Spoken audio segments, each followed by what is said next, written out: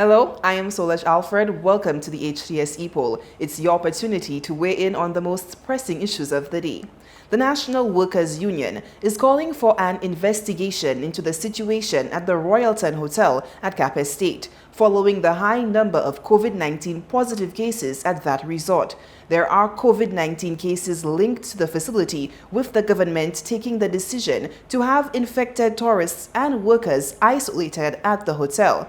On Thursday, Prime Minister and the Chief Medical Officer, along with other officials, addressed the sharp increase in COVID-19 numbers during a broadcast to the nation, outlining the plans to reduce the number of cases in St. Lucia. So, we asked, do you think the measures outlined during Thursday's broadcast will result in a lower incidence of COVID-19 cases in St. Lucia? We tallied the numbers on our voting platforms, and here is how you voted.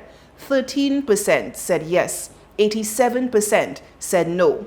We also took to the streets to get your opinion, and here's what you had to say.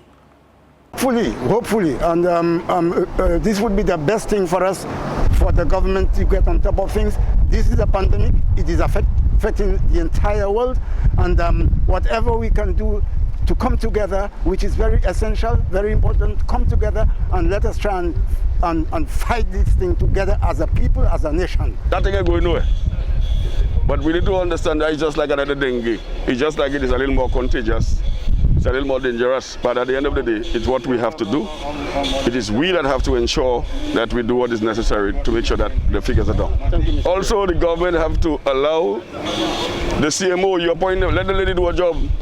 She doesn't have to advise you. She's a technocrat. Let her advise you. Currently, the government does not have a clue as to what's going on there with the COVID-19 situation, as well as it also doesn't have a clue as to what it is doing to bring the situation under control. But simply, as long as the front door remains open and tourists are coming in and out of the country, they will present false documents. They will fall sick along the way, even after they have had negative tests at home. So again, as long as the front door remains open, we are going to remain susceptible for the continuation of this virus into this country, and then whatever the government does will not bring it under control, because it will keep on coming. It will just keep on coming back like Frankenstein monster. As soon as the airports are open, tourists coming in, hotels are open, they will not be able to bring down the cases. Well, it can come down, I guess, like if they just at least close the borders for just about a month and continue the community tracing and just give tourism a ease for now, close the border, prevent all flights from the UK coming in for a couple of months, and then just take it from there. No, I don't think they'll be able to, the way things are right now. The island is still open, hotels are still in operation, so I don't think so. I think we can keep it down, but there are drastic measures that we need to put in place to ensure that the numbers decline, because they are going to continue rising if the borders remain open. I think the cases are coming through our borders, and we need to shut it for at least a month and see what happens. So we can deal with whatever we have in St. Lucia, and then afterwards we take it from there.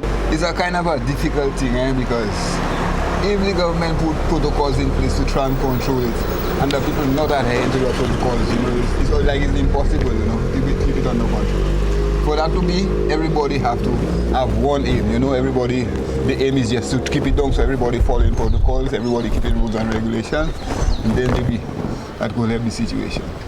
Thanks for those responses. Now to our new discussion. In light of the sharp rise in COVID-19 cases, questions are being asked about the consideration for increased passengers on the public transport buses. The Minister for Transport, Guy Joseph, met recently with the National Council on Public Transportation to hear their argument for carrying increased number of passengers. The minibus drivers and operators have been clamoring for the right to carry additional passengers for months now, but others are calling for greater caution at this time, warning against the increase in passengers on the buses given the rise in COVID-19 numbers. So, we ask, do you support the call for increased numbers on the public transport buses? Voting is easy. Just log on to htsstlucia.org or Facebook at HTS St. Lucia Official and vote. You can also send your response via text or WhatsApp to 584-4HTS. That's 584-4487. For Flow handset owners, here's a reminder of your special voting platform. From your Flow handset, text your Epoll response to 487. Press 1 to vote yes, 2 for no, 3 no comment, and 4 I don't know.